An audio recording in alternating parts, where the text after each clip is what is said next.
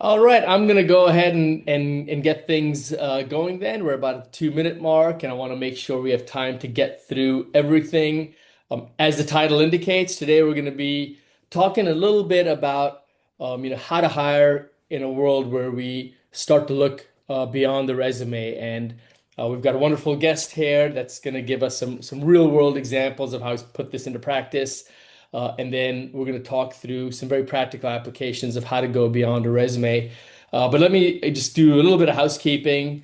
By way of introduction, I'm the CMO of Criteria, Jam Khan. For those of you who aren't familiar with who Criteria is, we are a talent signal company that really focuses our energy and attention on identifying the potential in every candidate. And you'll hear a lot about that today. How do you use science, and how do you take advantage of AI in an ethical way to really surface the true potential in every candidate? A little bit about today's webinar. We're going to run through about 40 to 45 minutes, so there will be quite a bit of time for Q&A. We can ask questions at any time along the way, and we will do our best to answer them real time. Otherwise, we'll make sure that we answer them at the end. There is a Q&A box there, so try to use that. If you put them in the chat, there's a good chance that questions can get lost or not followed up on. So it's much easier for me to go back at the end of it also and want to make sure that some of the questions are read out loud for the benefit of everyone. So do use the Q&A box over there to ask your questions. We will make sure every question is answered, and please don't be shy about asking them as well. Along the way, if there are perspectives you have on what we're sharing, that would be a great place to use the chat. We like to keep this thing engaging, and you've got a good amount of your peers in this webinar. So good opportunity to share your thoughts as we go along. And of course, everyone who's here will receive a recording of this webinar. A little bit about what we're covering today. A moment here. A little bit of introductions already covered. I'm gonna talk a little bit about why we are giving a little bit of a funeral to the resume, and what's changed in the market to really bring this to the forefront. We have a wonderful spotlight here, CIO of Europe United, Gary Flowers, is joining us here. We get to ask him a few questions and how he's really put this to practice. I'm super excited about that section. And then our very own product marketing director, Rachel Zarilla, is going to share some practical tips and a playbook for how to start thinking about hiring beyond the resume. So with that said, let's get into it. Why RIP a resume? Look, I'll say, the unspoken part out loud. The resume was really never built to predict performance. It was built to summarize history. And history isn't capability. That's one of the essential flaws in this artifact. A resume tells you where someone has been. It tells you who hired them. It tells you what brand names they can borrow, and it adds some credibility by virtue of your past. But it doesn't tell you how a person thinks. It doesn't tell you how they learn. It doesn't tell you how they decide. It just tell you how they perform under pressure. And now, if AI can generate a really good-looking resume in under a minute, a lot of people start looking perfect on paper. And when everyone looks good on paper, no one does. We've conducted quite a bit of research along this lines, and the results have been pretty interesting. Maybe unsurprising to some, maybe surprising, but 1 in 3 hiring professionals, through our candidate experience report that we'll be releasing soon, are worried about candidates using AI when applying. So let's translate that. It feels like you're no longer evaluating the candidate, you're evaluating the prompt. That's a real genuine concern. That's a pretty significant number that are genuinely worried about how AI is being used in the hiring process. And we're also seeing applicant volume explode. So 30% have reported a significant increase in applicants per job. The volume of applications for a particular role since 2022 has doubled. So we've got signal quality declining, but applicant volume exploding. So we've created this illusion of talent abundance while increasing decision uncertainty. And this is the real dichotomy of that. Even though application volume is exploding, 74% struggle to find high quality candidates. So these two things seem like they're sort of diametrically opposed to each other. You have more people applying, and yet people are struggling to find candidates. That math doesn't really make a lot of sense. You've got more resumes, you've got more applicants, but less clarity. If resumes worked, volume would actually help. Instead, it overwhelms. The result of that is almost half of hiring leaders say hiring is harder than it was a year ago. Not slower, harder. And that's an important part to zone in on. When something gets harder at scale, it's usually because the model is outdated. So what we're seeing right now is with the use of AI, hiring has entered a new era, but the resume has not. We've got more AI written applicants. We've got more pressure for fairness, more scrutiny, more compliance. Their expectations of speed are much greater.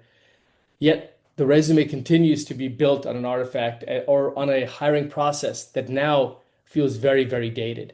And so when the primary decision tool doesn't evolve, then it starts to become a liability. And what is it the resume doesn't reveal? And let's think about what predicts success now. In a world of AI agents, automation, complexity, the advantage shifts to other things that are really difficult to measure in a resume: adaptability, learning velocity, resilience, ethical reasoning and accountability, decision quality, not decision volume, decision quality, collaboration with people, collaboration with some of these agents, right? We're working in a very different environment that's changing very, very quickly. Good judgment, effective delegation. These are things that never really get captured in a resume. So decision quality is the new productivity, and the resume just doesn't measure it. And this is the shift. And maybe now the environment is such that it's created a shift that was long overdue. Because the truth is, resumes reward prestige, they reward polish, they reward pedigree. But modern hiring demands potential, capability, growth. And that's sort of the uncomfortable truth. Pedigree is comfortable, it's familiar, but potential is disruptive. Potential is game changing. That's what you seek. Your current hiring process just isn't surfacing that in the right way.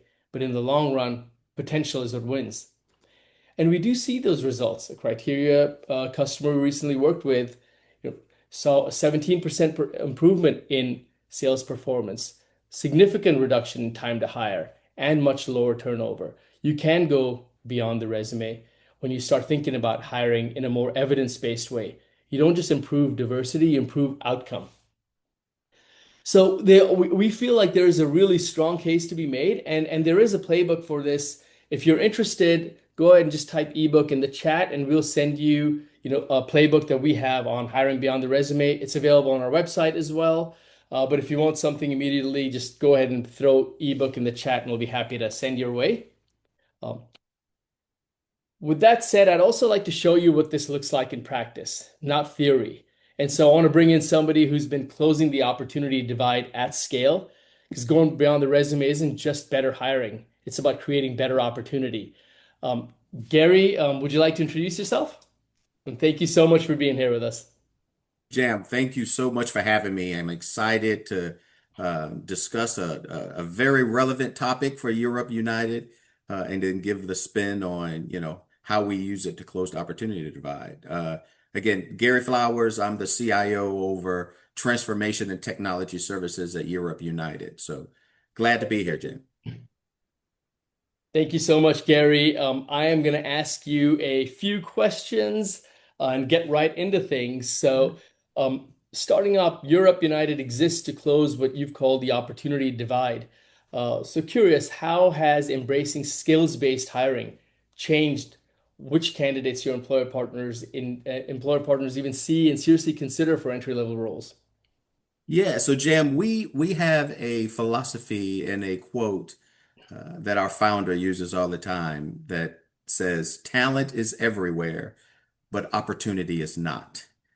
And so that's one of the fundamental things when we talk about moving beyond the resume is there is talent out there, and a resume, if it's based off of the wrong things and to your point earlier, given the wrong signals, it may actually block out the opportunity for that talent to meet the job. And so what we've done at Year Up is really, again, we want to close that divide. And we've done that, over 25 years of doing skills-based hiring versus resume and outdated job descriptions and the combination of the two. I think it's a wonderful way of framing it around talent being everywhere, but opportunity not. It certainly feels like, and it seems like the foundational thesis of Europe United is that a resume is often a very narrow gateway to opportunity, and it favors those that have grown up in environments that give you a leg up over the other talent that's surrounding you. Yeah, and Jam, I would tell you, again, we've serviced 45,000 plus young adults over 25 years.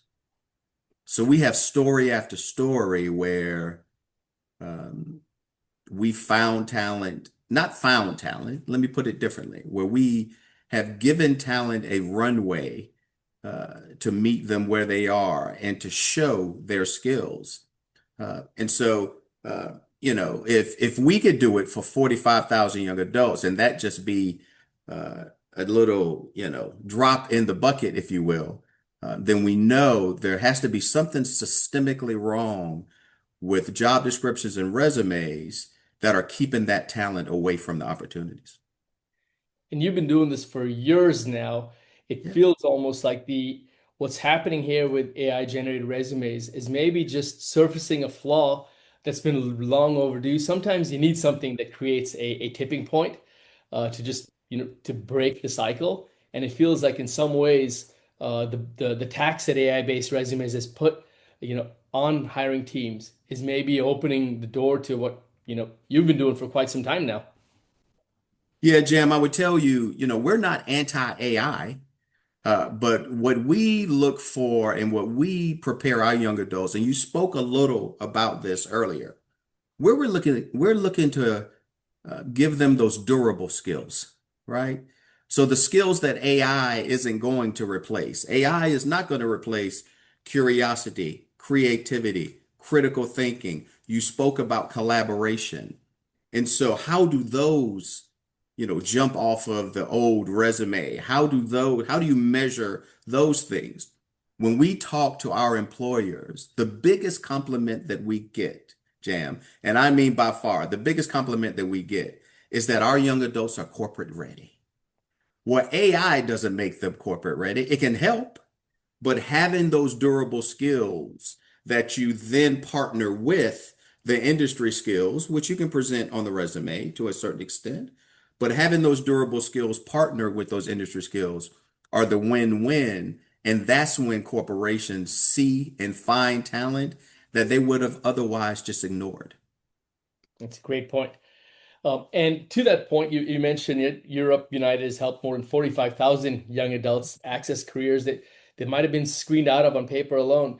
Do you have an example you can share about where a candidate without the right resume? I'm sure you have tons of examples, but one Yeah. that comes to mind where they outperformed expectations once evaluated and Well, I have two. I have two. We have a gentleman on the West Coast. His name is Jay Hammonds.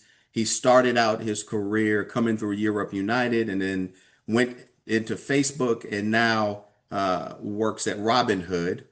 And he was a Forbes 30 under 30, right? He didn't get that from his resume. He did that from, being able to again match talent to opportunity.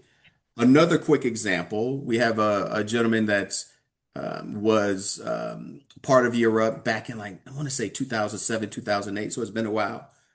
But he started a ServiceNow practice and then sold that ServiceNow practice for, let's just say, a lot of money, right? But he started out from humble beginnings and started out understanding that he had to take a chance on himself and, it didn't necessarily need a college degree. Not that there's anything against college degrees, but Jam, I always say the best way to get a college degree is on some corporations' tuition reimbursement program. But we're here to get you into that first job. And that's an example where he not only got into that first job, built a large business, sold it, and that is, by default, part of the American dream that started with skills first hiring. That's incredible, and it goes back to that point that pedigrees are comfortable, the resume is comfortable, it feels safe. But how many of these opportunities are out there in plain sight for everyone hiring today that they're overlooking because the first filter of narrowing down your talent pool starts with the resume, which means by default, these two examples, would probably be rejected by a number of Absolutely. classic application tracking systems.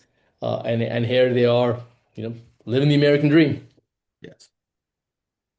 Let's move on to the next question here. So obviously, we've talked about this a lot. The resume isn't going away. It's still a foundational part of an application. I think our contention is that you don't have to do away with it, but you shouldn't like rely on it. So when you work with corporate partners, what's that light bulb moment that gets them to move from thinking beyond the degree and pedigree and actually, rewrite job descriptions for skills first hiring? Yeah, I tell you, we have a division as part of Europe United called Grads of Life. And you spoke of, what's that light bulb moment, Jam? That light bulb moment typically is when we do a product called, Skills First Accelerator, where we actually come in and say, let's take a look at your job descriptions. So let's go before the resume. Let's take a look at your job descriptions and help you understand what portion of the population you're screening out by just saying you need a bachelor's degree, especially, again, Jam, for entry level positions, right? And so we then are helping organizations rewrite that to say, here are the actual skills that are needed versus a degree that you could get a degree and not have the skills needed, or you can have a degree, and there are plenty of individuals out there that don't have degrees but have the skills. So a lot of times that's that aha moment with corporations when we say, hey, like you're missing 40, 50% of the population out there. And oh, by the way, Europe has done this again for 45,000 young adults. So we know the talent's there. And so then once you do that, then your ATS, right, applicant tracking system, can focus on looking at the resumes for the skills versus the things that aren't transferable, right? And so that's really one of those aha moments. And we have a complete practice that's focused on helping organizations get to that. Do you find with what's happening right now, because of the preponderance of AI generated resumes and the the difficulty in being able to distinguish candidates, you think that's leading to a larger appetite to start considering more of a skills-based approach and making that more foundational in the hiring Yeah, process? I think it is. And it also puts a little bit more. So it puts weight on two things. You hit the nail on the head right there from a skills-based standpoint, right? I need to make sure just because you work this job that has this title doesn't mean that you gain the skills needed for this position, right? Or what are those transferable skills? You may not have had the exact job description, but you have these skills that I'm really looking to bring into this position. So that's a piece that really has us excited about the continuation of skills base. I would also tell you is it puts pressure on ATSs and it puts pressure on hiring managers to not only look for skills, but how are you interviewing individuals to understand that I'm not interviewing you about a position, I'm interviewing you about, what did you do? Like, and again, industry skills and durable skills. And the advent of AI is not is it's equally as important that you can collaborate with individuals and agents than it is that you just had a title that said IT operations, if you will. Yeah, you're now you're looking for potential over a position. And there is obviously AI is creating a lot of anxiety. There's a lot of thoughts about the jobs that might get eliminated because of it. Also, a lot of jobs that get created because of it. I think the one glass half full view of this is things like curiosity, things like adaptability. You mentioned earlier, those are things AI can't do that. Those are things that are uniquely human. This current environment now maybe puts more of a spotlight on those things that make us distinctly human, and skills-based hiring means, much larger talent pool now becomes available that's largely being ignored because of the resume barrier. Yeah, Jam, I would tell you those skills have always been important, right? AI has made them much more important, right? So let's talk about, you go into generative AI and you have a you prompt someone for that first prompt. Well, if you're not curious or a critical thinker, you may take the first prompt and put it on your resume, or the first prompt and think this is a great answer to a resume or interview question. The reality is there's the concept of context prompt engineering, meaning using my knowledge to not only prompt, but then also like I don't prompt Gen AI once. It's a minimum of 3 to 6 times because I want to use my critical thinking to get deeper in there. Now, again, that's always been a skill. AI has made it that much more important because if you stop at the shallow end, it's going to be you and 100 of your best friends, right? Versus if you have those durable skills and you're putting them in, then it lets those skills jump off the page for you. That's right. That's it. AI amplifies, and so it's going to amplify the good, and it's going to amplify the bad, and that maybe isn't such a bad thing after all. Um, from a CIO perspective, how are you using technology and data at Europe United to proactively match talent to roles, and what lessons can employers take from that as they try to build a more predictive and evidence-based hiring process? Well, I would tell you we help, 45,000 young adults a year. And one of the main things that we do is we match the skills that they've developed during our learning and development phase to a work-based experience. And so we actually use AI in a tool, which is, a very original name for it, Jam, our matching tool, uh, that matches young adults to work-based experiences. Now, we've used AI to cut that process down from days to hours to minutes, while increasing the accuracy of the match and increasing the productivity of the young adult in that work-based experience, hence the satisfaction surveys from our clients. And we do that again, Jam, not just based off of the resume that we're coaching them to put together, but based off of the skills that they've learned versus the skills that we can pull out of the job descriptions. So we're using AI to do that, bigger, faster, stronger, as they say. So this is interesting because AI, if you look at the traditional hiring process, like and resume based, AI is actively breaking that system. We saw the data we shared earlier, but when you go to a skills based approach and you change the foundational, sort of way you do it, in your case, AI is actually really helping, it seems, because you're able to get to a decision faster. The difference here is your core thesis of how you evaluate is very different from how people are traditionally doing it in a resume-based way. Yeah, Jam, we see AI as a tool, right? We don't see it as a threat. We don't see it as something to put your head in the sand. We see it as a tool. And like most tools, it's a Swiss Army knife.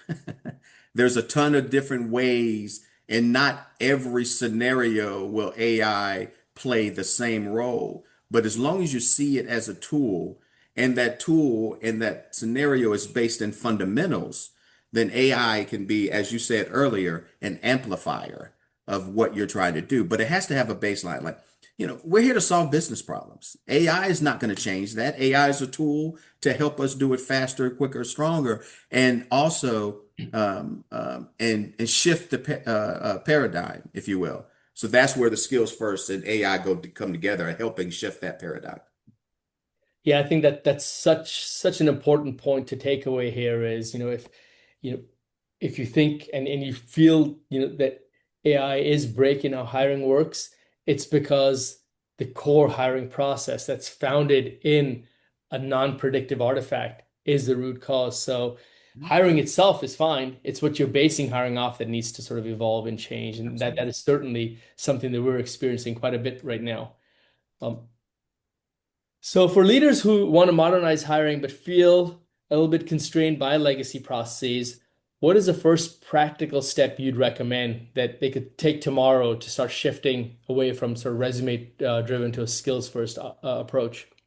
Yeah, I would say Don't even think about, don't start with the resume at all. Start with what are the skills that you need for your department. As a CIO, I don't say I need X number of developers or X number of system administrators. I say, what are the skills that I need to move this organization forward? And then what are the positions that make up those skills? And what's the best way for me to acquire the individuals that match those skills that I need to move the organization forward? So I would say take a step back and really start at the beginning, because if you're starting with, I need this position and they need to have a degree from here, or they need to have a bachelor's versus a master's, or, they need X number of years of experience. At the end of the day, it's what are the skills that you need to be successful and move your organization forward. 45,000 people have opportunities that would have been overlooked by a resume-based system. And, fortunately now AI is bringing to the forefront how broken that system has been. And this has just been it's a wonderful story of creating opportunity, and just showing that there isn't a talent shortage. In fact, there's probably talent abundance. We've just been overlooking it. Well, Jam, you make an excellent point. As we said, the talent is there. What we're doing is unlocking that opportunity. And when there is a quote unquote war on talent, you got to look at different arenas and different avenues to find that talent. And it forces you to think differently. And skills-based hiring and skills-based training is exactly that. It's forcing organizations to think differently. And when the rules change, you can't just keep doing the same thing better or faster. You gotta change the game. Gary, thank you so much for being here. This has been incredible, a really inspiring story. And I believe there's a documentary on Netflix about the Europe Yes. story, right? Yes, Jam. Thank you for that. If you go to Netflix and type in Untapped, it's an hour-long documentary. It takes you through about four of our young adults' journey through their learning and development phase. It has a bunch of pretty high-profile CEOs in it that have embraced skills first hiring. And it's exciting, right? I mean, you just can't. I would challenge anyone to watch that and just not be fired up for these young adults, because it's life changing, and we're excited to be a part of that journey for them. It is an incredible documentary. I would highly encourage everyone here to watch it.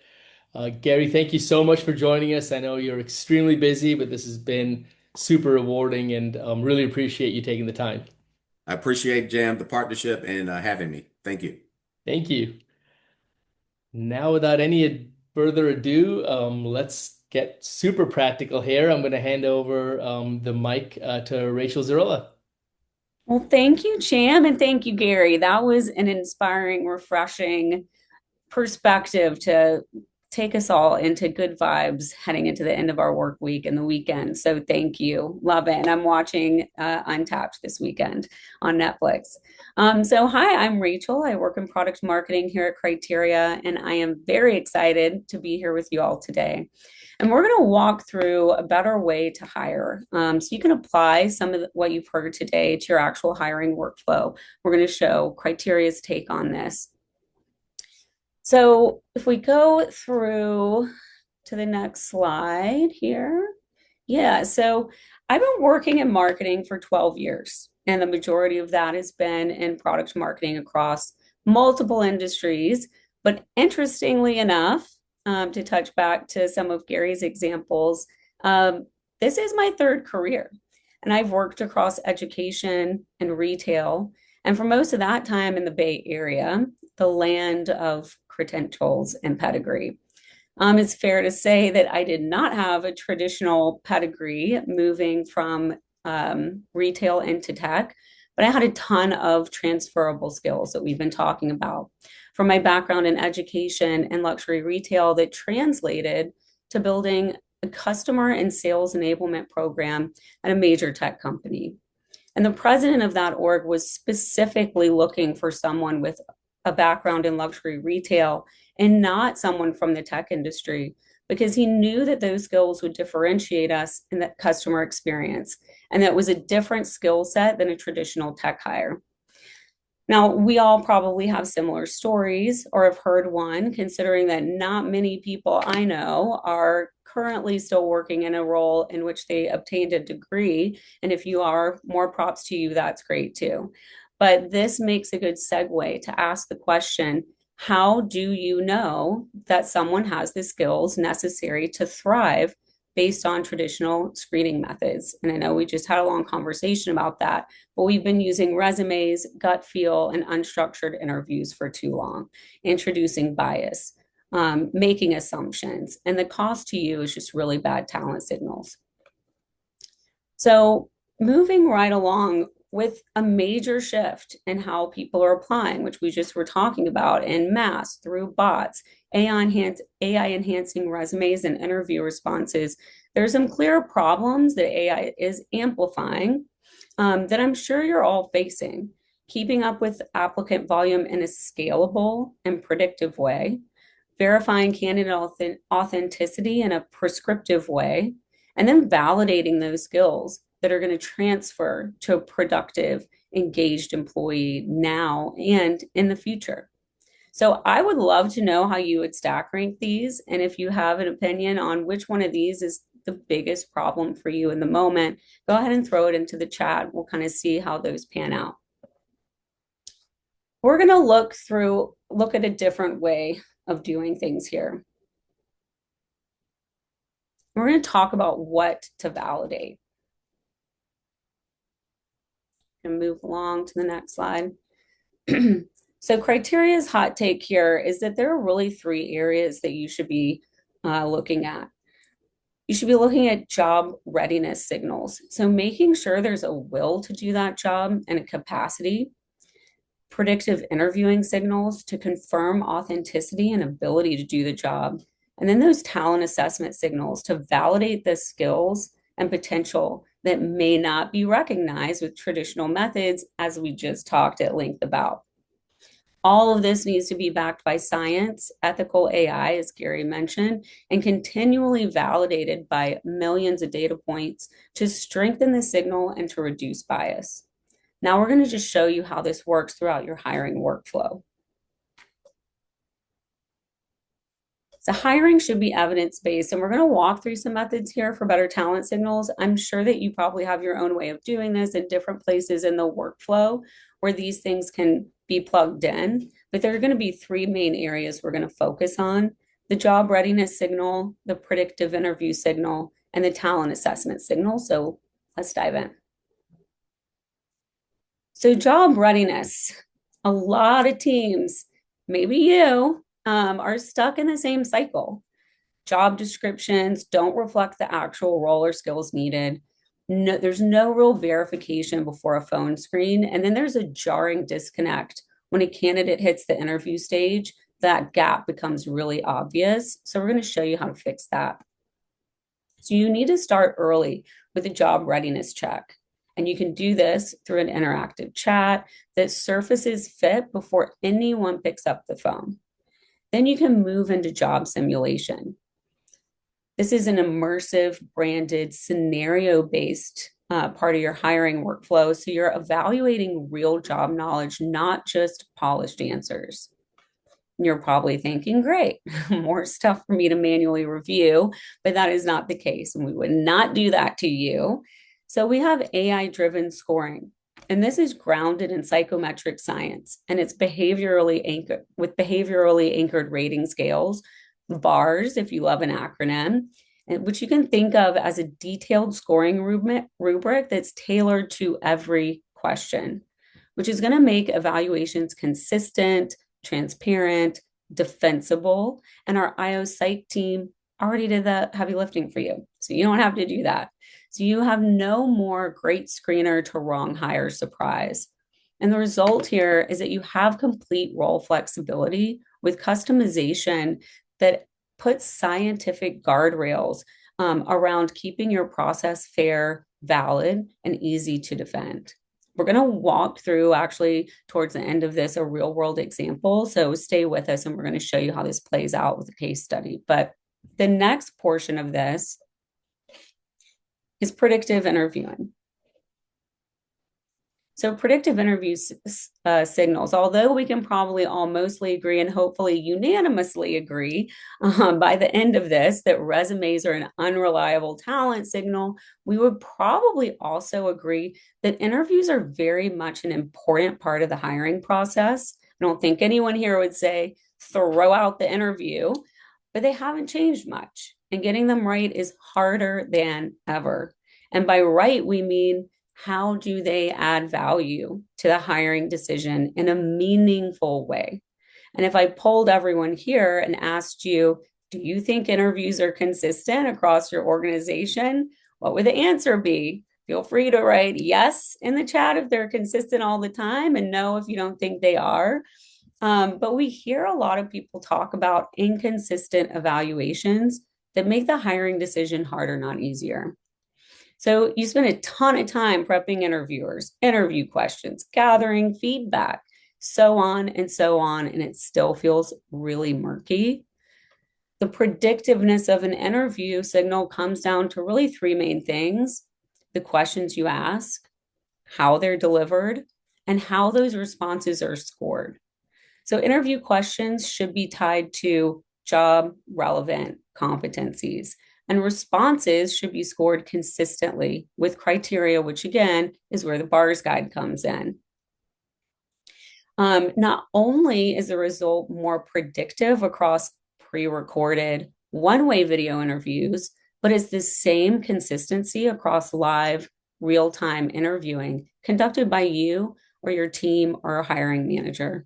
And there's less room for error, bias, giving you the ability to do what you're best at, which is skilled hiring with better data to make decisions.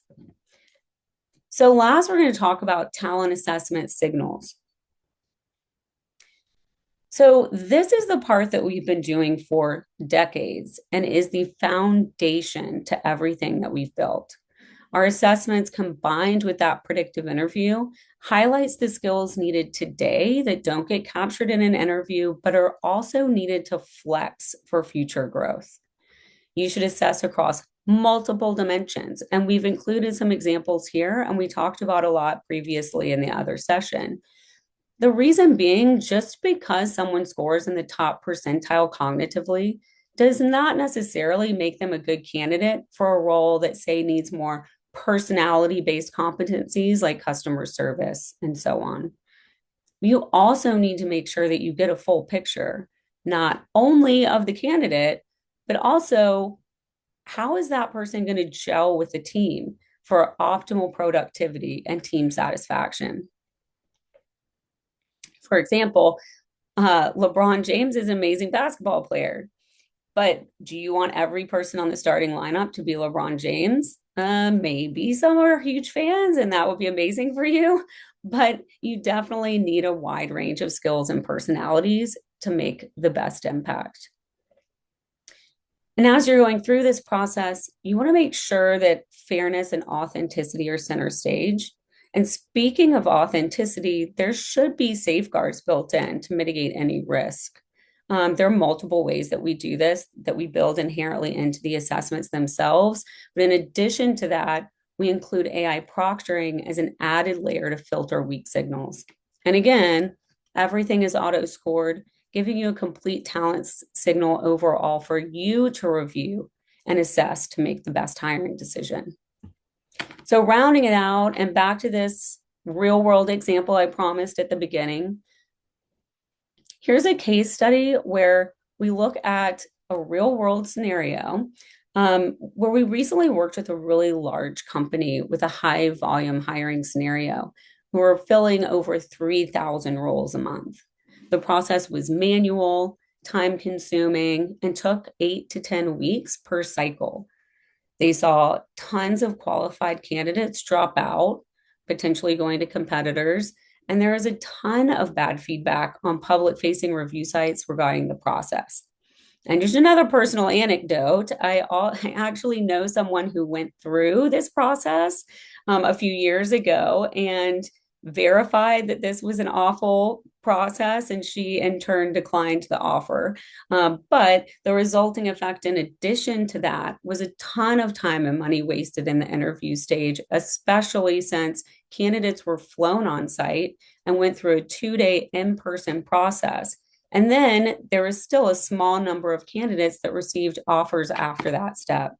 So the whole process would start over, and the hamster wheel was painful. So our proposed solution, which we can highlight here underneath this blue box, cut this time to 3 weeks with a much higher offer rate for interviewers in the final stage, taking less cycles, less money, and producing a higher quality candidate pool overall. So what does this allow for? Making sure talent doesn't slip through the cracks, reducing time to hire without sacrificing talent signal, and just a better workforce overall. Now, how do we do that? Like, how is this even possible? So you're going to look at these 4 pillars down here that everything that we do is based on.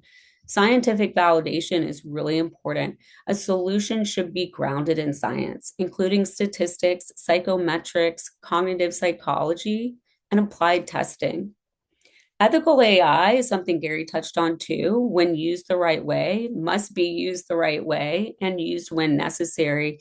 AI should leverage carefully sourced LLMs, prompted by IO psychologists, not engineers, validated against job performance outcomes, helping to ensure scores are meaningful for hiring decisions. The next bucket here is breadth and depth. All of this should be role relevant, evidence-based. Your selection process and talent program should not be a one-size-fits-all test so that you get a stronger, more predictive talent signal. And then lastly, you have to be data-driven. You need vast real-world data points, which we have millions of, and are continuously validated across industries, roles, and demographics, making them more accurate, more predictive, and more defensible over time. So with all of that being said, if you are interested in seeing more, we would love to reach out to you, give you a demo, so you can put demo in the chat, and we'll make sure that we reach out to you directly if you want to just have more of a conversation about your challenges and how we can help.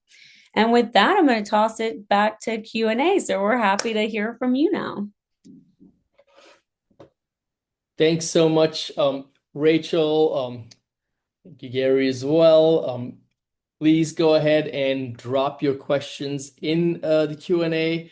For those of you who are having a hard time finding it, it'll either be in your main panel, otherwise there's a more section. Sometimes it pops up there, and you can drop, you'll see the Q&A over there. If you're still struggling to find it, go ahead and just drop any questions you have in the chat.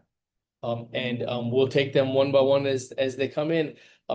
I have a question, Rachel, that I think the audience would want to know. You mentioned the BARS guide, the behavioral, reasoning. Can you explain a little bit about the importance of that, and the idea of creating it? It's very foundational to having a science-based approach. I think maybe not a lot of awareness about how that creates fairness in the hiring process. Yeah, definitely. The BARS guide is unique in that it is a rating scale, or it's an evaluation guide that is based on a specific question. And it's looking for, and it's all related to the job competency that you're trying to evaluate for. So instead of, I think that was a good answer, or they showed me an example, great. Like, it is actually tied to how they are responding to that specific competency that's going to be gauging a skill that's necessary to do the job. And in the video interviewing, the async video, it's only grading based on the transcript. So it is not basing it on what someone looks like, or how long they took to answer, or what's in their background, or anything. It is only looking at the words on the page.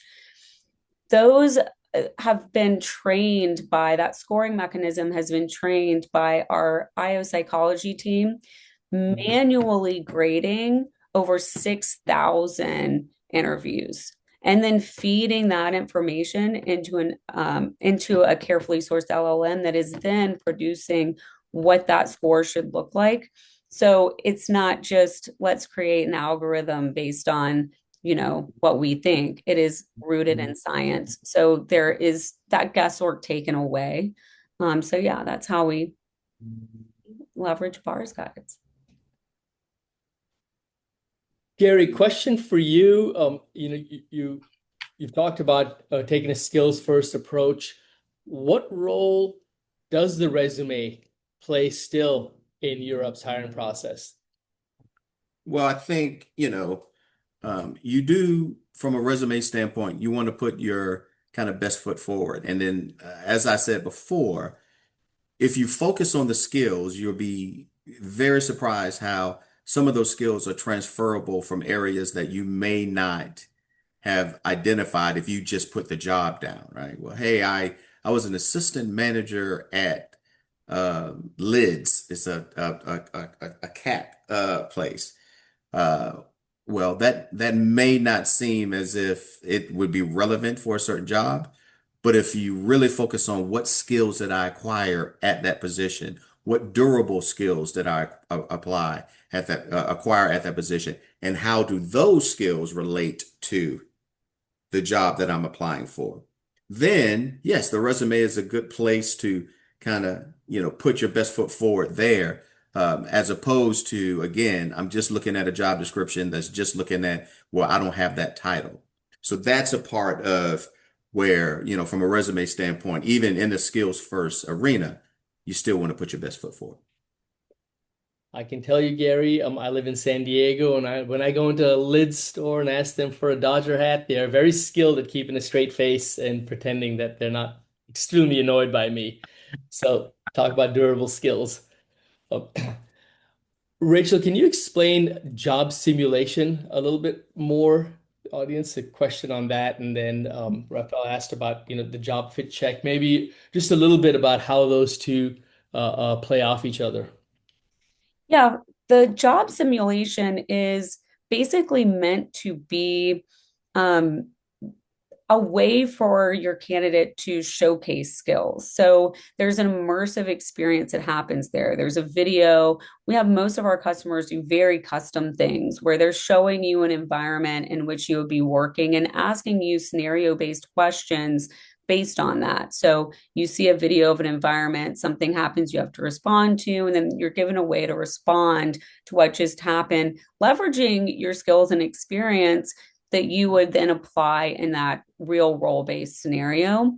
There's other ways that we simulate this through not just an interview. So we do leverage our video interview functionality for that and customizing. And then we also have the ability to create a custom test that could show a video of a particular scenario and give you multiple choice questions to how would you respond or what is the best way to handle this. One example, we have been building something out for a customer that's hiring very specific factory machinery workers. And it's hard for them to gauge if they really know this equipment or not, because it can vary from site to site. So, and just basic safety protocol. So we show a scenario of this thing malfunctioning, and then there is a multiple choice question layer of like, how would you handle it, or a particular tool, what is this tool used for, things like that. So there's a variety of ways, and the thing about it is that it's highly customizable, so you're going to be able to evaluate on a role by role specific scenario. Fit check is something that we've been developing with a handful of customers. And we would, Raphael, if you are interested, let us know. We feel like this is a really important part of our product portfolio that we're investing some time in studying and understanding and building out some samples for customers that we'll have available to the larger population soon. But if you want an inside peek and kind of figure out how to use that, then get in touch with us.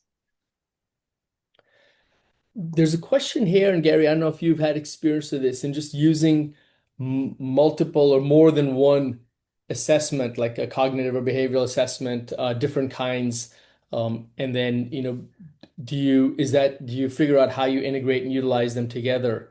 Do you have any experience in that just based on how Europe uses assessments? Yeah, I would tell you we are currently in the process of putting an assessment together for uh, our entry level positions and what we do, and that's based off of 25 years of experience.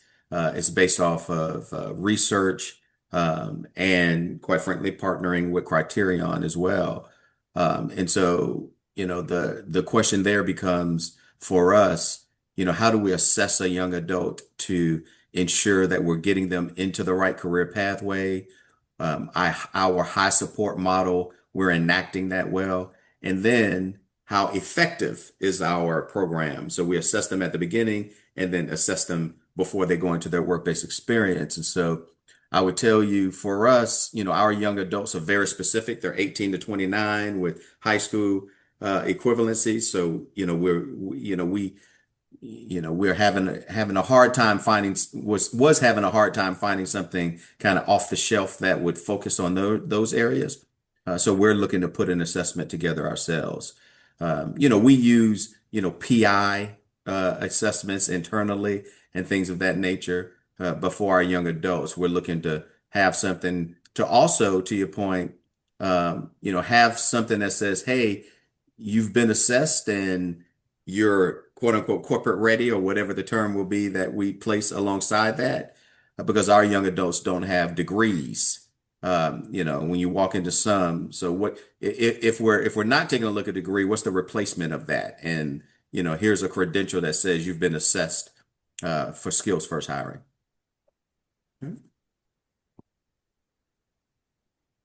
Excellent. There's no other, I'll check again. There's no other questions that I see, but let me take a quick peek at there.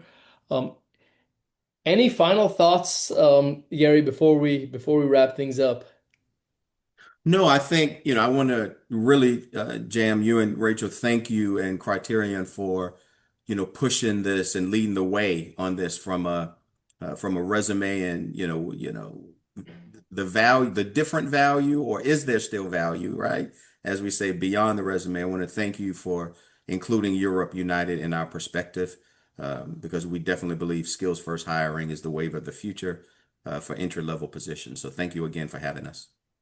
Thanks for being here, Gary. And I would say, as we start to see the shift in hiring happening, we're starting to see AI maybe break a lot of traditional, like foundational ways of hiring. I think the strain that we feel is rooted in the fact that the current model is not designed for hiring today. The good news is, with these advancements in tech have also surfaced a much easier way to assess things like curiosity, adaptability, decision making at scale. So, while it may seem a little bit of doom and gloom, this always happens when we go through a shift. But I think we're entering a really exciting time in hiring. And we can put, a lot of companies can start to operate in a way, that Europe has been blazing a trail on. I wish I'd met you a long time ago. Maybe I could have been a 30 under 30, but that ship sailed a while back. Unfortunately, I was too reliant on a resume. But I really appreciate your time, Gary. Thank you so much, Rachel.